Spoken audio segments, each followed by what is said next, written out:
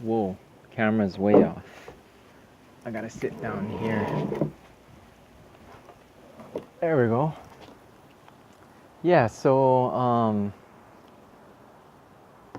wanted to talk about Icarus, the documentary. So it's winning an award on, I think, from the Oscars, and also, what else? So it made me think, like, back to the 2012 Olympics, like the North Korean powerlifter who lifted the world record overhead clean and snatch.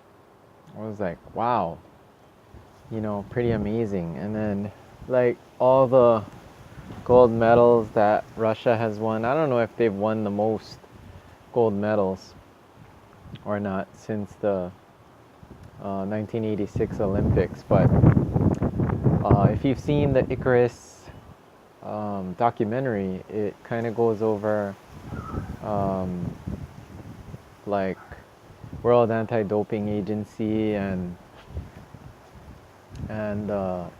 basically sports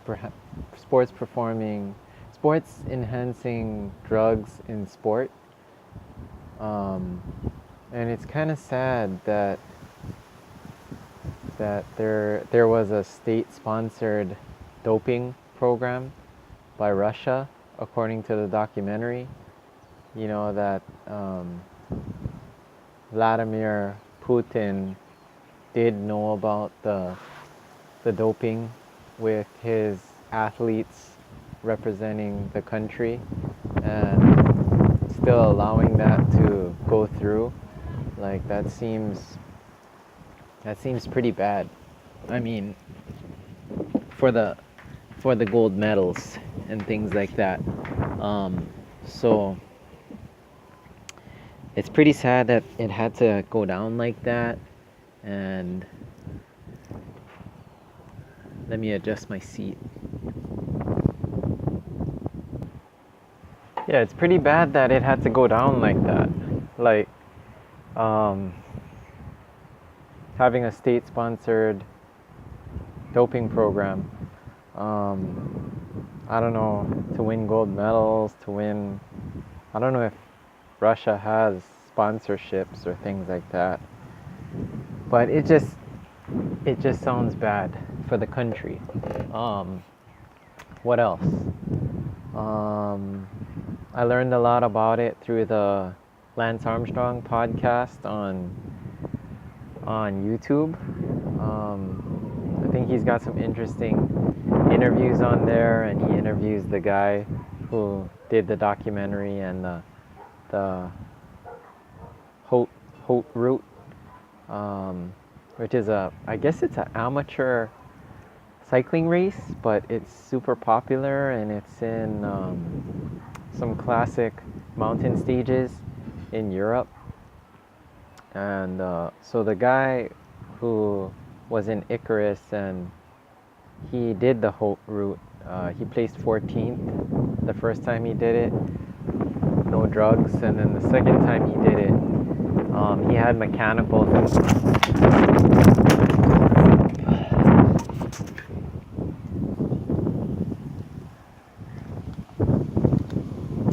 second time he did it, sorry, it's really windy. Second time he did it, he had mechanicals and things like that, and so that actually stopped him from. It is really windy, jeez. That actually stopped him from placing well on his time doing the Haute Route with the drugs and the steroids and things like that. But he had his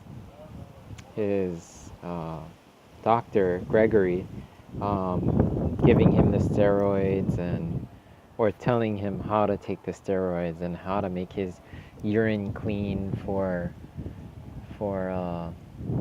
the USADA or the Wada to not catch him. And it's just kind of weird when you think about it from an outsider's perspective. Like, is that the world that we live in? Like, does anyone at top level sport race clean, or like he brought up in the interview with Lance Armstrong, the documentarian guy? He said something about like he asked Gregory like, so do you believe obtaining a gold medal can be done without the hot sauce, without the steroids, without the EPO, without all the enhancing stuff?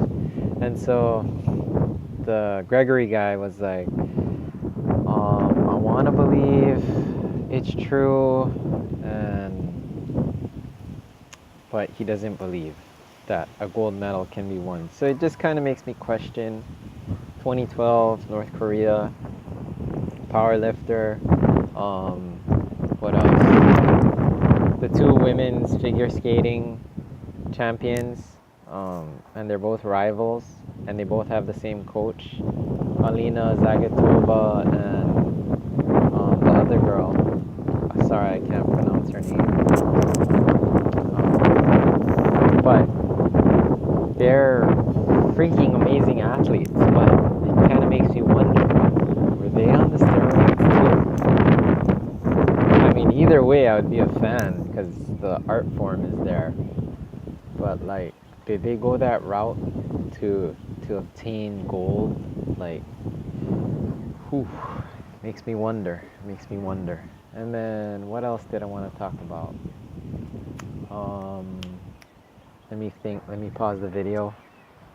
Well, another topic I wanted to talk about is, do you ever use non-cycling specific things for your everyday cycling life? Like I do. My base layers, I use from Under Armour, and they're just general sport specific base layers, but I think they're super comfortable. I don't know if I would spend like $80 for an ASOS base layer, or like, I don't know, like $120 for a jersey, or it's just like seems really expensive. I understand bibs are definitely not created equal. I learned that with getting my Galibier $100 bib, which is technically my most expensive bib. That one is bar none my favorite bib. It's out of a UK company called Galibier.cc, and they make their elite bib super comfortable. I use that on all my like serious adventure rides that I'm gonna be going into the Hurt Locker. Yeah, that bib gets me through some bad shit. What else? Sunglasses, I usually don't splurge on either. Helmets, I'm on the fence about. You know, does a cheap helmet protect your head less than an expensive helmet? And then I know as far as vent wise, that's a big issue, keeping your head cool. And weight wise, making your head feel less weighed down, especially if you're in the aero position for neck strain. But and then there's cheap helmets versus expensive helmets, and knockoff helmets versus legitimate helmets. Would you categorize knockoff helmets and cheap helmets in the same category? And somehow expensive helmets and aero helmets in another category? So, I mean, it seems kind of counterintuitive that a cheap helmet would make you more likely to get hurt, and an expensive helmet would make you more likely to not get hurt. Like, I'm talking about safety wise, not weight or aerodynamics. So I mean, like, if you think about seat belts in a car, a cheap car has standard seat belts. An expensive car has standard seat belts. And they're all crash tested to keep you safe in a crash. So I'm thinking that cheap helmets and knockoff helmets still would keep you safe in a crash. And then there's expensive helmets, MIPS helmets, Aero helmets. Do they really keep you less safe or put you at? I mean, do expensive helmets really protect you more than cheap helmets? Post your comments down below. This video is coming up on 10 minutes. What else did I want to talk about? Diet's going well. Or not diet, just eating cleaner, because I've always been vegan. Or plant-based is the diet, vegan is the lifestyle. Yeah, I've always been vegan or plant-based. I'm just eating more whole foods, less processed stuff, except for coffee. Coffee, I just had a double shot espresso Cubano in the can from 7-Eleven.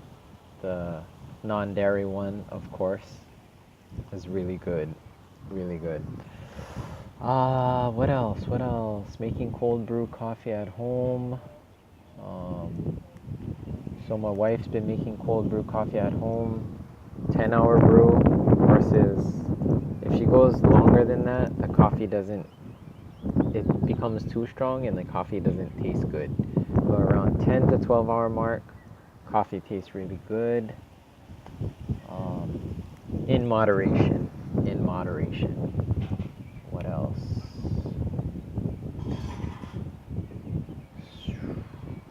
I want to get more climbing in, even if that means climbing in the dark, early in the morning.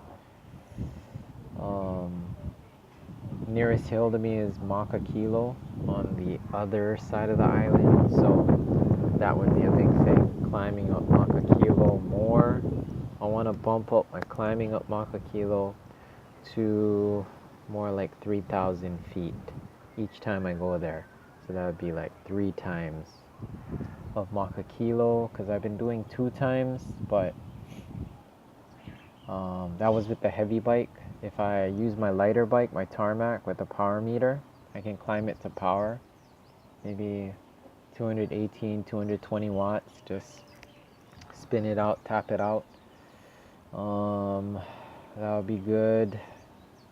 Yeah, get some 3,000 foot climbing days in, get more climbing. That's my focus for this year, climbing. And then I gotta look back on my climbing ratios, my totals, grand totals for 2016, 2017, 2018. I gotta go check on Strava, keep you posted on that. What else? Anyone use racing tires all year round and just slip in a tire liner during the off season to add more puncture protection? Been thinking about that. And also cheap tires on nashbar.com. Nashbar makes their own tires. There's some road tires or training tires that are like $12 or $10. Anyone ever use those? I'm thinking about picking up a pair for a road bike just to have some extra tires. Are they comparable to the big brands? I don't know. I've always been a specialized tire guy, so I don't know. But I want to try out some tires this year, different brands, different bargain brands. Talk about widths, tire widths, the Nashbar tires. Nashbar.com, yeah. Picked up a pair of Continental Contact Sports in 37mm for my gravel bike. $15 a pair, so $30 for 2. Pretty awesome. With like $7 shipping. That's still cheaper than one brand new tire. than like one brand new gator skin or one brand new Continental GP4000 or a brand new Continental hard shell. You know, 30 bucks plus $7 shipping and handling for 2 tires. That's crazy. And if it's a training tire, who really cares about weight? It's just about rolling resistance, threads per inch, TPI, and what PSI can you use, and tread, and puncture protection. Like, you shouldn't really be thinking about like grams for a training tire, because that's what your racing tires are for.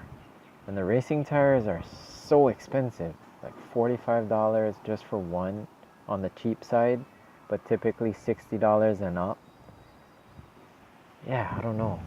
So I'm glad I have a commuter bike now, because I can buy cheaper components for it and not break the bank. This video is getting long, so that's all I wanted to talk about. That's Coffee Talk with the vegan cyborg today. Aloha, signing out. Bye-bye.